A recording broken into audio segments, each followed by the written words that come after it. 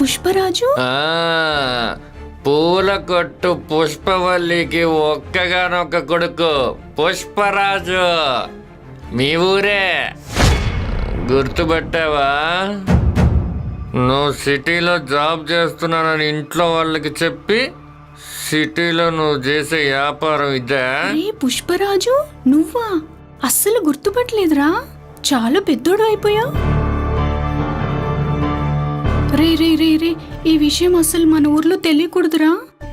ఎవరికి చెప్పను సరోజా. ఒట్టు? ఒట్టు. కానీ ఈ విషయం ఎవరికి చెప్పకుండా ఉండాలంటే మరి నాకేంటి?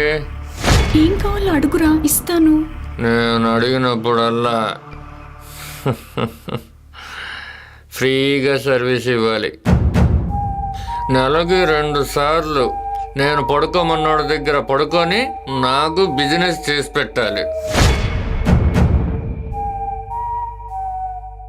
80% నాకు, 20% నీకు. సైడ్ బిజినెస్ అనుకో. అబ్బే నువ్వు అస్సలు ఆలోచించకూడదు, లేకపోతే నీ బండారం అంతా ఊరు మొత్తం జాగారం అయిపోతుంది.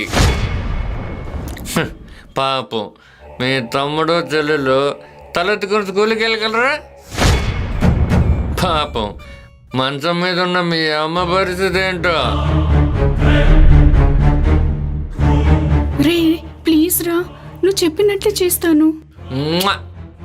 నా సరోజ బంగారం, నువ్వు ఎప్పటి నుంచో ఈ వ్యాపారం చేస్తున్నావు నాకు తెలిసే. ఈ హైదరాబాద్లో నిన్ను ఎతకని చోటు అంటూనే లేదే. లాభం లేదని ఈ కంపెనీ బ్రోతల్స్కి రెంట్కి ఇవ్వడం మొదలుపెట్టా. చాలామంది ఇక్కడ వ్యాపారం చేస్తున్నారు. వాళ్ళ దగ్గర ఉన్న పెట్టెల్ని చెక్ చేయటం, నువ్వు కనపడలేదని నెలాఖరికి ఖాళీ చేయించటం.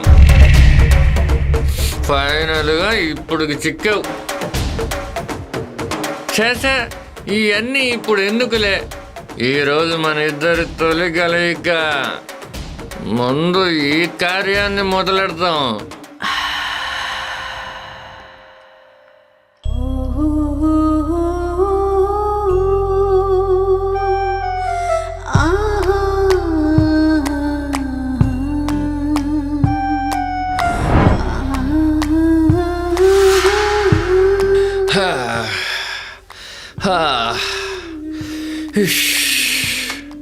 నీ అమ్మ నేను నా కోసమే కన్నట్టుంది. చిన్నప్పుడు నీ ఎంటబడుతుంటే ఎన్ని సెకలు పడ్డావే. రే పొరపాటున కూడా ఊర్లో తెలియకూడదు చెప్తున్నా. నువ్వు ఎదవ స్టంట్లు అయినంత వరకు ఈ సీక్రెట్ మన ఇద్దరి మధ్యనే ఉంటుంది. రే నువ్వు చెప్పింది చేస్తాను, దయచేసి ఎవరికి చెప్పకు. ఇదిగో ఈ పుష్పరాజు మాట ఇచ్చాడంటే మాటే. సరే. ఇదిగో ఈ పేమెంట్ని కాంతంతో కోఆర్డినేట్ చేసుకో. ఉంటా మరి. రే నాకు డౌటు. ఏంటే? పూల వ్యాపారం చేసుకునే నువ్వు ఇంత పెద్ద సిటీలో ఇంత పెద్ద ఇల్లు ఎలా కట్టావు? అది నీకు అనవసరం, చెప్పింది చెయ్యి చాలు. సరే సరే, సారీరా అడిగినందుకు. డౌట్లు వస్తుంది, డౌట్లు.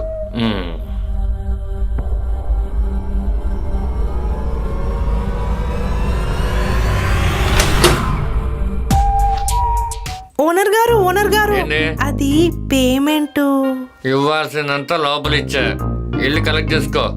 ఉంటా మరి. ఈడేంటి ఇట్ట అన్నాడు?